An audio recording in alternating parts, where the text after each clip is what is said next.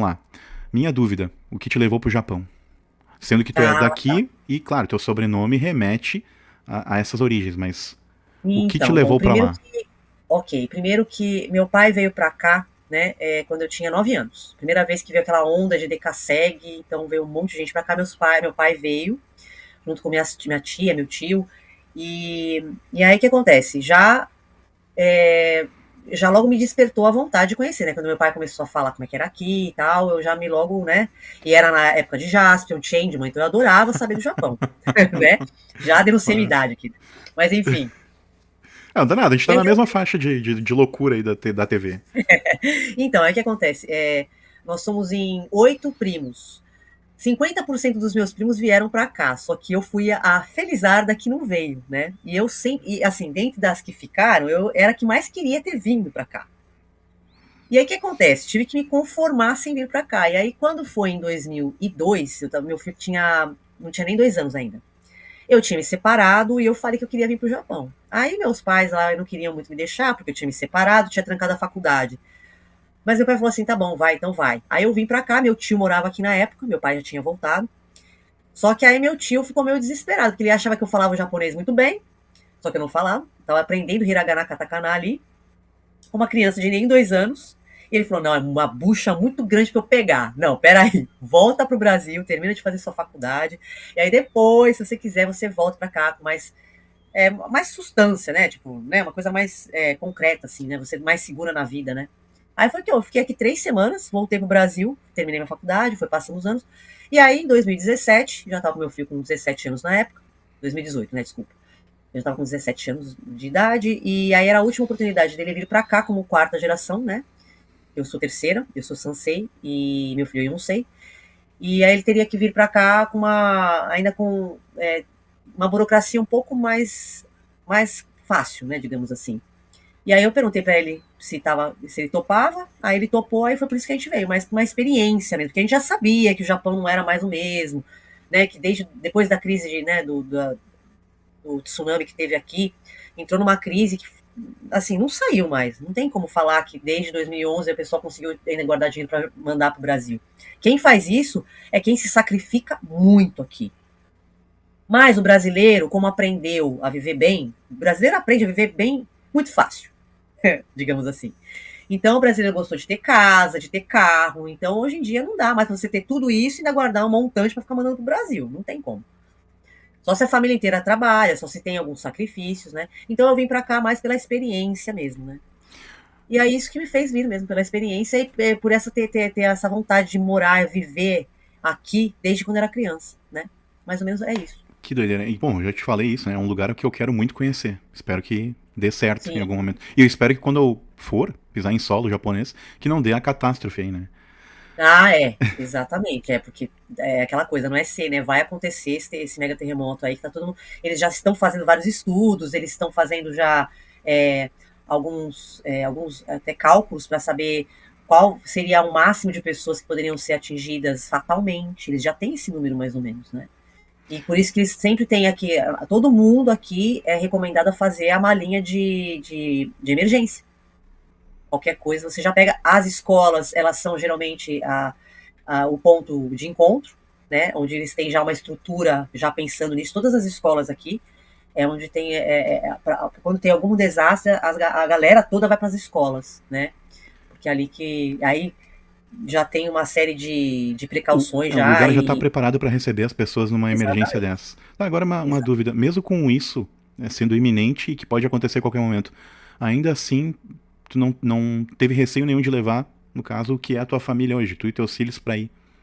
Em nenhum No caso, meu momento. filho, né? A filha nasceu aqui É, e minha mãe sim. tá aí no Brasil, né? Minha mãe e minha irmã estão aí no Brasil. Eu não, porque assim, aí tem uma parte um pouco espiritual, Fraga. Posso entrar só um pouco nisso? Claro, lógico. Que acontece? O meu antepassado, desde criança eu ouço falar que meu antepassado era o Oda Nobunaga, né? E eu ouço falar da história dele, meu Odichan, né? Que é meu avô. Ele falava, porque meu Odichan que é da linhagem dele, né? Falava como é que era, qual era a batalha dele aqui. Ele foi o precursor da unificação do Japão. Só que ele foi traído, ele era para ter sido o Shogun, ele acabou não sendo o Shogun e assim teve muitas histórias, né, ali e que inclusive o Japão há muito tempo atrás condenava o Oda, né? E ninguém sabe se ele se matou ou se ele foi morto, né? Mas ele foi traído. Nesse esquema da traição aí que foi que aconteceu a morte dele. E o que acontece? Eu ouvia que ele tinha dizimado um templo budista aqui com um monte de budistas, e que ele era muito sanguinário e tal. E aí isso, criança, falava assim, não, peraí, então eu vim pra cá, devia ter uns 10 anos de idade. Vou limpar o nome dele aqui. Eu vou limpar o nome do Oda. Não sei por que eu falava isso. Mas isso ficou comigo. E aí, o que acontece? Eu vim pro Japão e eu não sabia nada muito assim, eu sabia muito pouco da história dele. Não sabia tanto assim. Eu cheguei perto de Tóquio, que eu cheguei na província de Chiba, tá? Que é longe de onde eu tô agora. Conheci o pai da minha filha, aí de lá eu falei assim, vamos para outro lugar, que a gente tava lá com uns amigos que eu não gostava muito, não tava muito afim de ficar por uma outra série de razões pessoais. A gente foi para outro extremo, que foi Toyama, que também não é tão longe daqui, mas ela tá bem assim, da costa para o mar do Japão, né? No caso, Chiba tá pro Pacífico. Toyama tá pro mar do Japão, de frente temos a Rússia, né? Então a gente foi para lá, ficamos um tempo lá, e de lá a gente veio para Shiga. E aí o que eu descubro? Que Shiga é onde o Oda Nobunaga fez o castelo dele, o monumento dele tá aqui. Eu descobri que hoje eu moro a 15 minutos desse lugar onde ele fez esse castelo. Então, quer dizer, cada vez mais que eu fui, né, tipo, vivendo aqui, e aí quando eu descobri que acabei vindo para o lugar que era o lar dele, eu falei, não, eu tenho que ficar aqui, entendeu? Então, assim, não me dá medo de ficar aqui. Não tenho nenhum receio. Porque as coisas estão me mostrando que realmente era para eu estar aqui. Que maluco. E que legal também. Bom, deixa eu ver se... É que eu tinha uma outra pergunta para conectar ao que tu tava falando antes. Mas aí ficou tão legal o que tu falou que daí me fugiu, né? Mas vamos lá. Beleza. Mesmo com todos esses intempéries, essas coisas que podem acontecer, igual tu tá aí. Lembrei o tal do aspecto, a parte onde tu tá é a faixa onde pode haver a ruptura pelo terremoto ou não? Então, talvez seja bem aqui que vai ter, tipo, a divisão ali. É um pouco, talvez, um pouco mais para leste, talvez. Assim, aonde eu tô aqui, para quem quer saber geograficamente, procura o Lago Biwa, é o Biwako, né? Ele é o maior lago do Japão, tá? Então a província aqui chama Shiga. Então aqui embaixo a gente tem Kyoto, do lado esquerdo aqui da onde eu tô, mais ou menos, tem Nagoya, tem Osaka. Então assim, eu tô numa parte meio que central ali, só que mais para baixo, né? Uhum. Então, se você tiver aí, você vai ver onde que tem o Lago Bill. Então, a Shiga, ele é uma grande extensão ali do lago, né? As terras ali. Uhum. Então, ao lado ali vai ter Gifu. Então, dizem que mais ou menos vai pegar. Essa falha vai pegar Nagoya, porque é a região que está, se não me engano, são 4 falhas geológicas ali embaixo. Então, vai pegar desde Nagoya, vai subir para Gifu e vai até Toyama. E aí de lá vai separar em 2. Essa ilha Sim. grande, né, no caso, que é Kyushu. Até Kyushu, acho que é. Vamos lá, até coloquei aqui o Google Earth. E agora me chamou a atenção. Pera aí que só me sacaneou aqui. Shiga, Você vê Japão. que daqui até Tóquio, se a gente for pensar, dá mais ou menos a distância de Rio-São Paulo. Dá 400 e poucos quilômetros da onde eu tô. Mas essa falha aí, ela tá perto, ela não tá longe. Tu tá bem no meio mesmo do negócio. Então, mas acontece que, então, por um lado, provavelmente vai ter uma que exista mesmo essa possibilidade da Terra se separar. Nesse caso, eu tô bem no limítrofe, né? Só que pensando em tsunami, isso aí dificilmente me atinge, porque eu tô pra dentro, né? Eu tô bem no centro ali, né? Ou Agora, seja, Nagoya, Tóquio tem uma parte que é toda. Você já ouviu falar do aterro do Flamengo, né? sim, só ouvi Aqui falar tem. mesmo. Então, sabe o que é o aterro, né? O aterro eles colocam terra no mar para poder ter terra. Então, tipo assim, Tóquio praticamente toda é aterrada. Ou seja, Esquece, nisso aí, Tóquio já era, entendeu? uau, que loucura. Bom, e aí a gente sabe que muito do pessoal que vai sobreviver vai pensar em outro lugar pra vir morar, né? Ou pra Pois é. Aí, essa aqui é a doideira. Porque assim, o que, que vai sobrar, na verdade, né? Sendo que não é uma ilha, é considerável, ela tem aproximadamente o tamanho aqui de toda a região sul do país. Falo isso porque conheço essa geografia melhor do que as outras do nosso país, né? Uhum. E aí, por isso que eu dou exemplo. É assim, não é um lugar pequeno, porém comparado com o tamanho colossal do Brasil. E aí, assim, Exato. olhando para essas manchas aqui de. Tem bastante verde no Japão, mas aí são alguns lugares. Até vou tentar agora nessa hora jogar para cá, para compartilhar com o pessoal, para que o pessoal entenda enquanto eu tô falando. No fuso aqui 53, eu sei que para ti eu tô falando grego, né? Mas no fuso 53 aqui tem uma certa quantidade de pessoas e no 54 tem uma maior concentração, tá? Que é para a parte mais a leste. Ou seja, o pessoal que vê o sol nascendo primeiro, né? Antes de Sim, tu que tá aí bem no meio. Só que ainda assim, tu tá no meio, mas tu tá no primeiro um terço sim, desse da, fuso da parte ali do 53. Japão. Isso aí. Ah, E tá, é, tá, tá, tá. e é pra cá que a gente tem, né? No 54 que tem a maior concentração, é de cidades e pessoas, obviamente, né? À medida que o cara aproxima aqui. Mas enfim, também não vou ficar falando aqui da geografia e de mapas, né? Mas é É, assim. não é. Mas depois, se você quiser pesquisar sobre esse mega terremoto, veja a falha de Nankai, Nankai Tru. Nankai Tru é justamente essa falha que é a que vai acontecer esse mega terremoto. E aí, isso aí não é o C, tá, gente? Isso aí é o quando. Então, eles deram até 30 anos, mas, tipo, 30 anos, isso faz uns dois. Já tá aí uns 27 anos. Daqui 27 anos é o limite de acontecer. É o Daqui a limite. 27. Daqui até 27, mas daqui até 27 não é que vai ser daqui 27. É o espaço de tempo que vai acontecer. Mas é de hoje, 2026, em até 27 anos pra frente. Em até. Entendeu? Isso significa que pode acontecer o ano que vem, pode acontecer esse ano, pode acontecer qualquer desses anos. Uau. Entendeu? É É, que então, eles dão 27 porque é o limite do tempo em que essa falha ela se mostra mais agressiva, entendeu? sim. É, da A mesma, gente já tá na janela. na mesma proporção em que na falha de San Andrés, que na verdade tem a ver com o Círculo de Fogo do Pacífico, também Isso. as atividades geológicas já se intensificaram. Aí a gente falou no off, né, sobre a inversão de polo magnético. Sim. Os caras comentam também que provavelmente nessa mesma janela de tempo que tu tá comentando sobre a catástrofe aí, vai acontecer essa inversão dos polos e aí vai desencadear com maior vigor, vamos dizer assim, vai acelerar esse processo também da atividade vulcânica nessa. Perfeito. Agora a gente tem uma conexão total, porque eu ia falar exatamente. Se você pegar aquele site Painel Global, você vai ver todos os terremotos onde que acontece e, tipo, eles ficam piscando, assim, né? Aí, a época que eu ficava estudando muito essas coisas, você vai colocando a sequência. Aí você vai vendo que existe uma lógica da sequência, tipo, tem uma luzinha aqui, tem um terremoto aqui na Tailândia, tal hora, tal. Aí depois que desencadeou um outro aqui na Rússia, aí você vai vendo o desenho que acontece. Então é o encadeamento de todos eles acontecendo. É demais isso.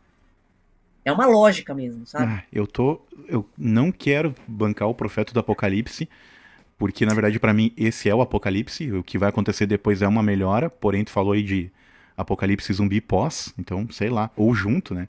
Talvez Pois é. durante, não sei, o futuro a Deus pertence. Sim. Mas eu creio que isso aí tá entre esse ano e ano que vem, então. Brabo dizer isso, mas é porque enfim, tem alguns fatores me remetendo a isso, né? E aí também na contrapartida a gente estava falando antes aí de fatores financeiros aí que eu comentei contigo, né? Olha bem, em meio Sim. a tudo isso acontecendo vai ser o momento dessas vibrações diferentes. E até porque você tem que pensar também que esse caos econômico que tá, né? Será que realmente, vamos pensar aqui, será que realmente vai valer alguma coisa o dinheiro, Fraga? Também. Será que esse conhecimento que você tem e que eu tenho, será que não vai estar valendo ouro daqui a pouco? Porque vamos pensar, vai, o jeito que o povo tá com uma superfície, tá bem na superfície do conhecimento, tá difícil, né? Não estão conseguindo fazer o álcool copo, como diria minha bisavó, não é? Daqui a pouco vão querer fazer curso para ver como é que faz para fritar um ovo, a gente vai poder vender. Eu posso vender isso, pelo menos. Eu já tô preparando o curso para ensinar as pessoas a colocar o seu curso no ar, tá? Fazer a landing page, fazer o Boa, site. boa. Sim, já tá no gatilho, já Ótimo. comecei a gravar. E Beleza, então. aí, aí só tem que ter o público para isso, mas de fato é.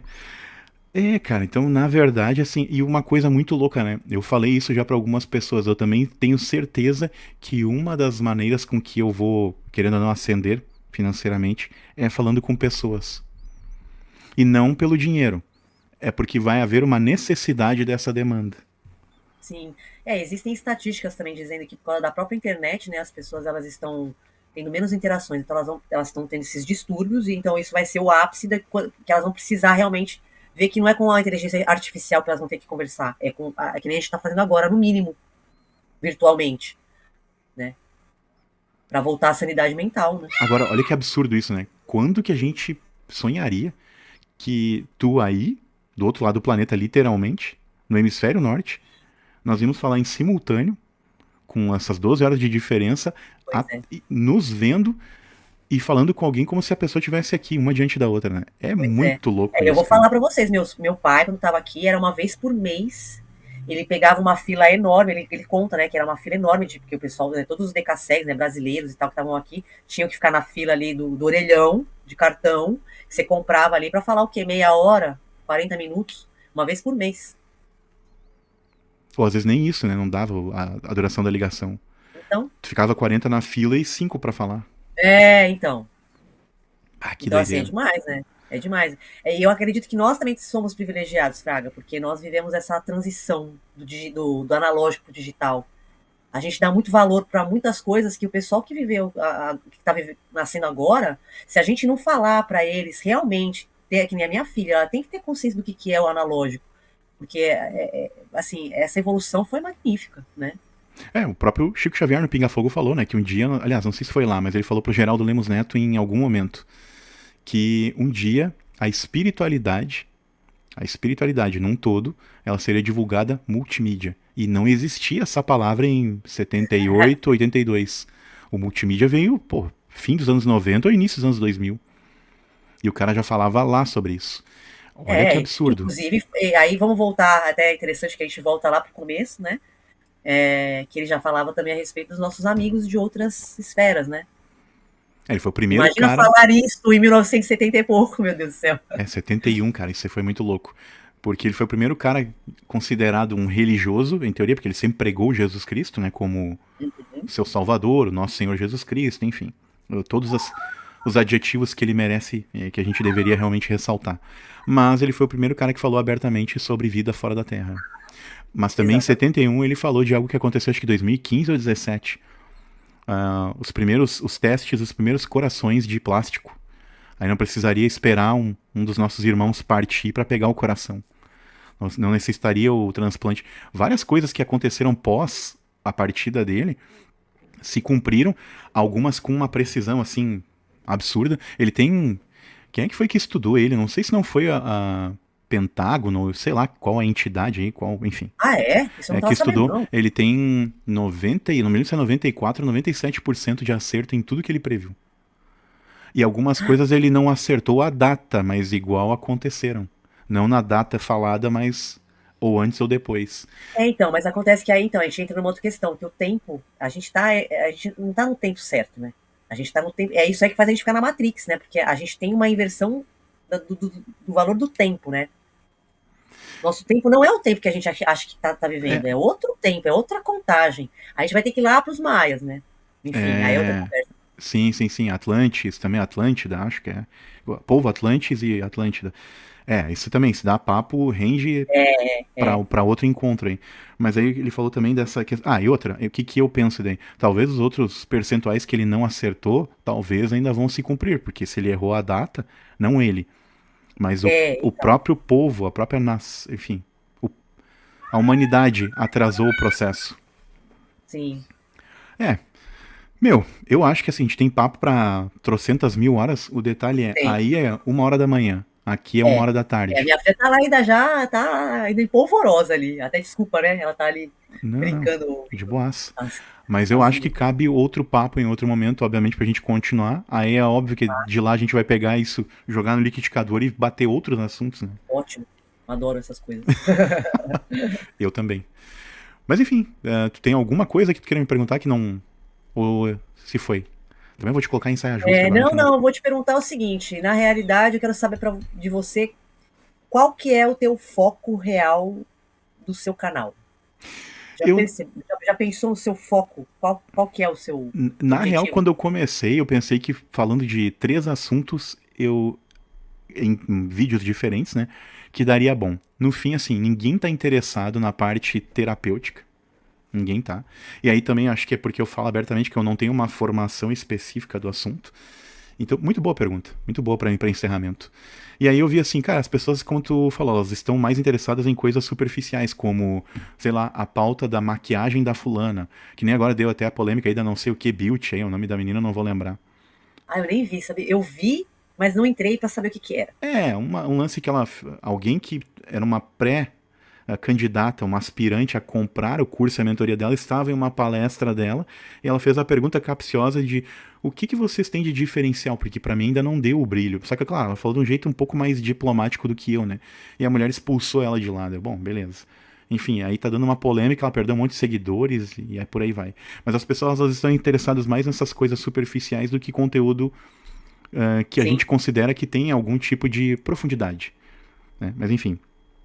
Só que nós consideramos, enquanto isso, tem muita gente achando que a gente tá de chapéu de alumínio aqui falando bobagem. Né? Quando, na verdade, daqui a Há muito pouco tempo, controvérsias. daqui a muito pouco tempo, muito do que a gente hoje pode ser taxado de doido, ou que tá tomando, sei lá, a bolinha de cinamomo, como a gente fala aqui, na verdade serão as coisas mais próximas da realidade que a gente vai conhecer do que o que a gente, na Matrix, acha que é o correto desse nosso 3D. Sim. Beleza. Então, assim, o canal, são 3 ramos, o qual eu pensei que seriam as raízes que fortaleceriam, e já vi que não adiantou. Terapia gratuita. Aí, outra, fazer essas análises nossas do cotidiano, entendendo que nós temos gerações diferentes, como baby boomers, nós millennials e os outros agora mais novos, e no meio aí tem uns outros que eu talvez me perdi em falar. E aí tentei abordar isso. Ou seja, eu tentei conectar com gente demais e acabou que o algoritmo se perdeu. E aí uma outra alcunha seria falar de espiritualidade. Só que daí que nem eu ouvi ontem, acho que de uma propaganda até do pessoal da Chili Beans, num congresso. Foi rápido isso. Onde o cara falou, o dono, né? Ele comentou que quem quer falar com muita gente acaba não falando com ninguém. Este é um trecho da conversa entre o canal Entre Véus e Verdades e o canal Cortina Preta. Se você não deixou o like, não comentou o que achou a respeito e não encontrou o botão de hypar durante a assistida, o momento de clicar nisso é agora. Tem continuação no próximo take.